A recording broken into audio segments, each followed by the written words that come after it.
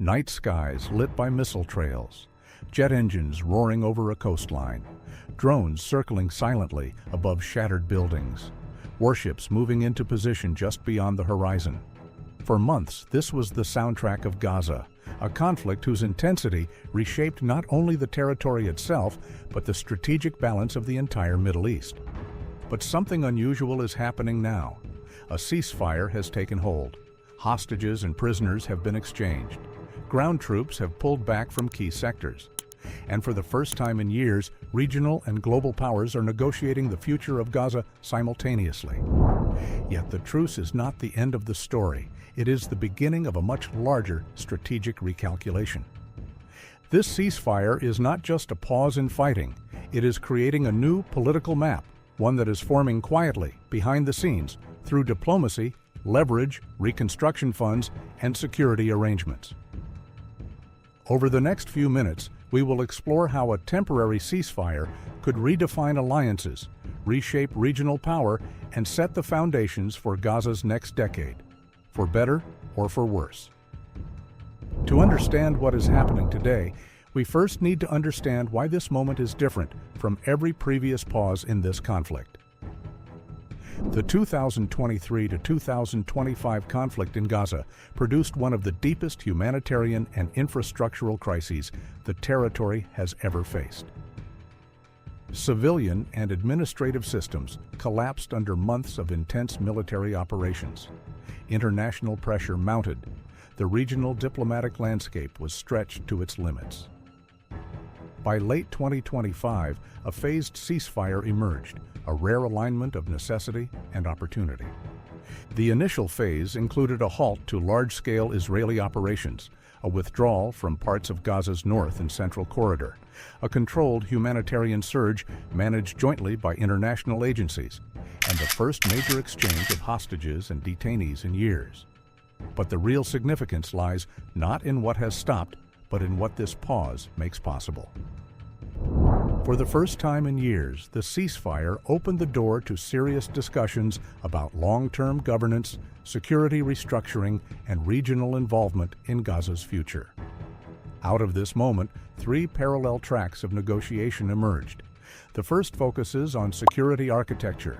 Israel, Egypt, Qatar, and the United States began coordinating around border monitoring, tunnel detection technology, maritime screening, and the potential deployment of limited multinational forces for key zones.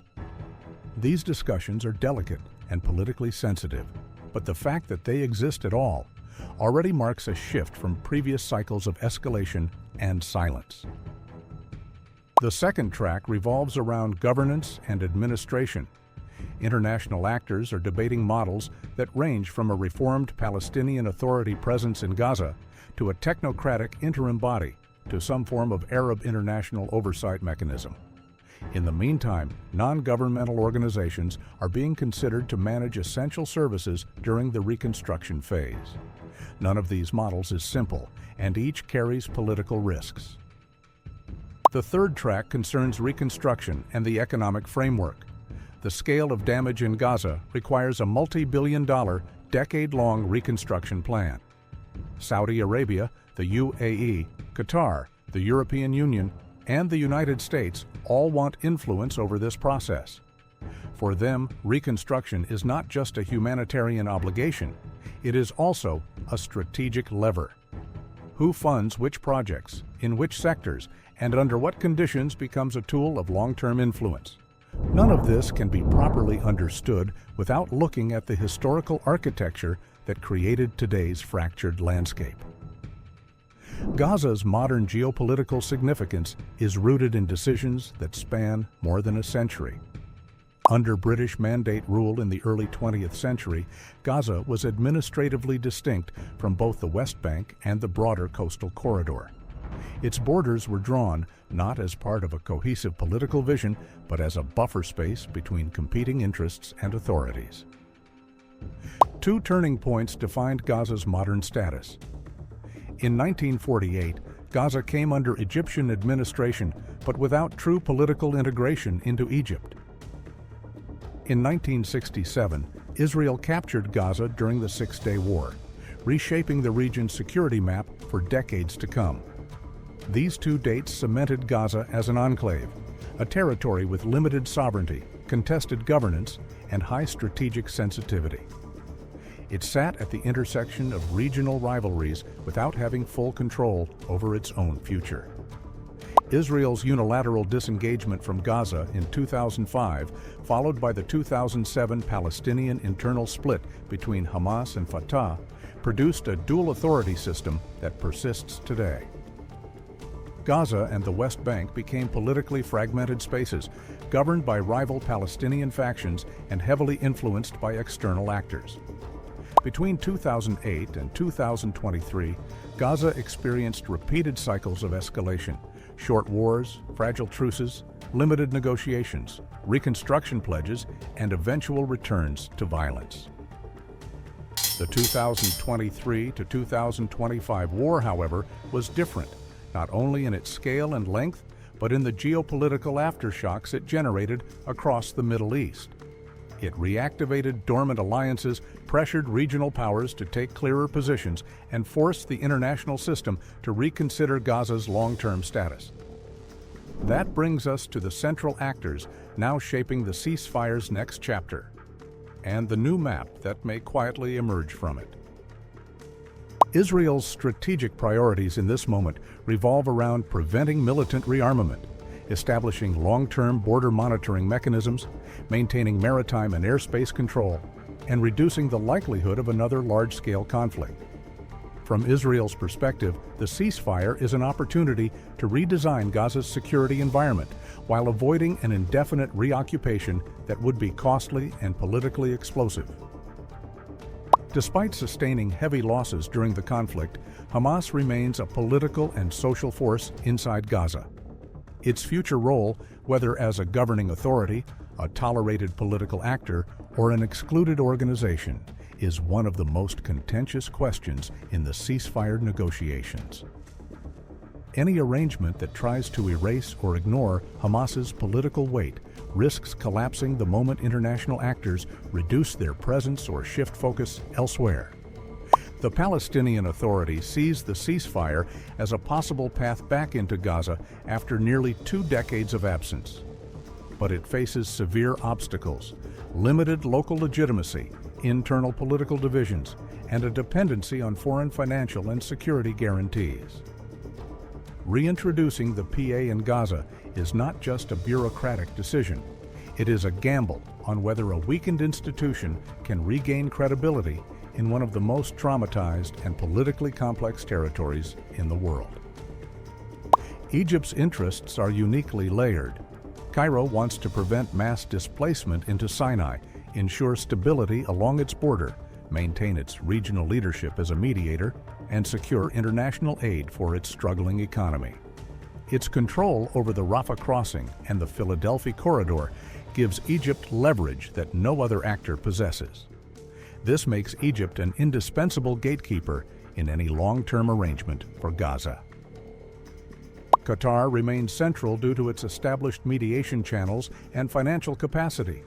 It aims to position itself as the indispensable diplomatic bridge between Western powers and non-state actors in the region. Through funding, political contacts, and media influence, Qatar seeks to remain at the core of any ceasefire follow-up framework. Saudi Arabia views Gaza through a wider lens, connecting its future to broader ambitions of regional leadership, post-conflict stabilization, and potential normalization with Israel under a new framework. Control over reconstruction financing offers Riyadh a way to shape outcomes without direct military involvement. The United States approaches the ceasefire with several overlapping goals: reducing the risk of broader regional escalation, stabilizing Gaza enough to prevent new large-scale wars, protecting maritime trade in the eastern Mediterranean, managing its relationships with Israel, Egypt, and Gulf states, and constraining Iran's regional influence. Washington's diplomacy sits at the intersection of security guarantees, reconstruction funding, and regional alliance management. Iran and its network of regional allies view Gaza as part of a wider strategic contest with Israel and the United States. Through support to Hezbollah in Lebanon, militias in Syria and Iraq, and networks within Gaza, Tehran uses the Palestinian arena as one front in a multi-theater strategy. For Iran, any ceasefire that significantly reduces its influence in Gaza or strengthens its rivals is viewed with suspicion. Because these actors are pulling in different directions, the ceasefire is not a single agreement. It is a battlefield of overlapping negotiations.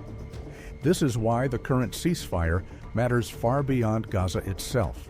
It is reshaping regional power in at least 4 key ways. First, it is quietly reordering alliances in the Middle East.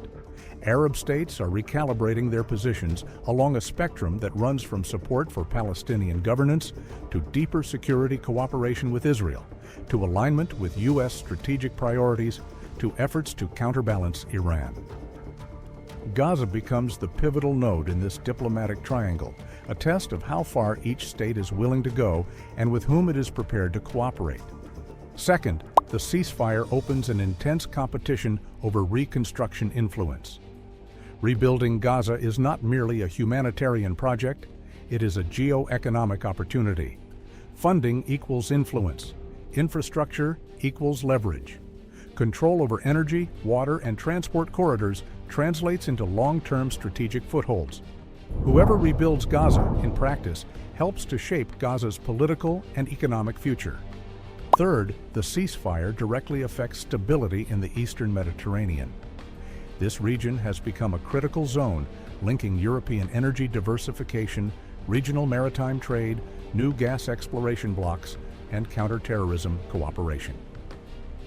A more stable Gaza reduces volatility for ports, pipelines, and shipping lanes across the basin. Conversely, a breakdown in the ceasefire would amplify risk in an area already crowded with overlapping claims and competing navies. Fourth, the ceasefire subtly redefines the Israeli-Palestinian political horizon. No major actor expects an immediate return to a comprehensive peace process. But the ceasefire has revived discussions about permanent borders, future Palestinian governance structures, international guarantees, security corridors, and phased state-building models. Even the faint possibility of a renewed diplomatic architecture marks a shift from the previous decade, which was dominated by cycles of violence and the steady erosion of trust. From this moment, several realistic paths can be imagined for Gaza's next phase.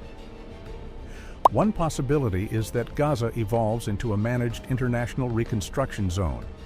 In this scenario, the territory is administered by a technocratic framework backed by international support, with security cooperation between neighboring states and limited multinational monitoring forces on the ground. Heavy investment from Gulf countries drives reconstruction. The trade-off is clear. Local autonomy is reduced, but reconstruction accelerates under external management. The risk is that such a model depends heavily on external actors and may suffer from fragile local legitimacy. Another potential path is a hybrid governance model. Here, a reformed Palestinian Authority returns to Gaza, working alongside local technocrats to administer services, while regional partners oversee security and international stakeholders manage funding flows. This scenario aligns with the preferences of the United States and parts of the Arab world. But it faces the challenge of internal Palestinian fragmentation and the question of how to integrate or contain existing power structures on the ground. A third scenario involves a partial strategic freeze. In this outcome, the ceasefire solidifies and large-scale conflict recedes, but the major political questions remain unresolved. Gaza stabilizes at a low baseline, reduced violence, limited reconstruction, fragmented governance, and persistent regional involvement. This is the most historically common pattern, not a transformation, but a stable pause in which the underlying disputes are managed rather than resolved. A fourth, less desirable but still plausible scenario is a breakdown and return to conflict. If negotiations collapse, reconstruction stalls, or competing actors try to unilaterally reshape Gaza's political order, the fragile truce could erode. Governance disputes, external pressure, internal power struggles, or miscalculated security incidents could all trigger a renewed escalation. In such a case, the region would find itself back where it started, but with even deeper grievances and fewer resources to address them. The Gaza ceasefire is more than a pause in war. It is a pivot point, a moment when regional powers, global actors, and local communities are attempting to reshape a territory that has been trapped in cycles of conflict for decades. Whether Gaza becomes a model of reconstruction, a new arena of competition, or a frozen stalemate will depend on the decisions taken in Cairo, Tel Aviv, Doha, Riyadh, Washington, and Gaza itself. The world often focuses on the wars that visibly reshape borders, but sometimes it is the ceasefires that quietly redraw the map. Thank you for watching the Atlas Report. If you enjoyed this analysis, consider subscribing and turning on notifications so you don't miss our next documentary. Your support helps us continue exploring global power, strategic geography, and the forces shaping world events. We appreciate your time. See you in the next report.